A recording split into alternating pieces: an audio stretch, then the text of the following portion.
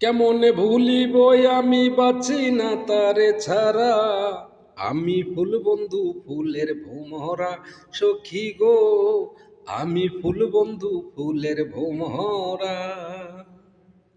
আমি বলতে চাইলে কি লাভ হবে, কিন্তু তোমরা তো আমাকে ভুলতে দিচ্ছ না। কেন বললাম? এই আমূলিক সরকার প্রায় 2 বছর হয়ে যায়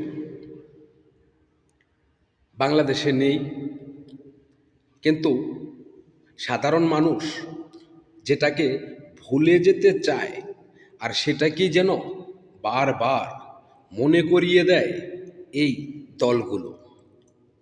শুধু একটাই ঘোষণা, ফেসিস্ট স্বৈরাচার শেখ হাসিনা এটা করছে ওইটা করছে, শেখ হাসিনা এইটা করছে ওইটা করছে, ছাত্রলীগ। আমি ভুলতে চাই, কিন্তু তারা তো আমাকে ভুলতে দেয় না।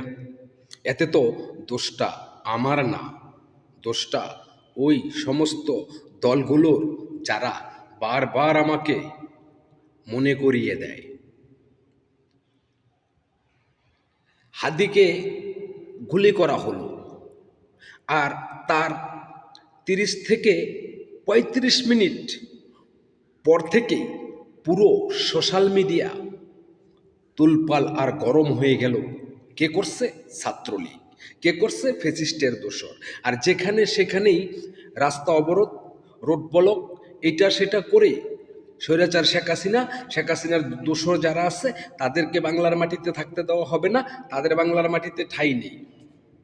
কিন্তু আমরা কি একবারও ভাবি ঘরের শত্রু বিভীষণ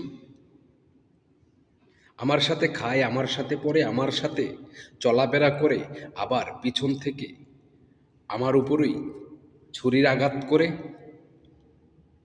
ঠিক যেমনটা আমূলীগের বেলা হয়েছিল।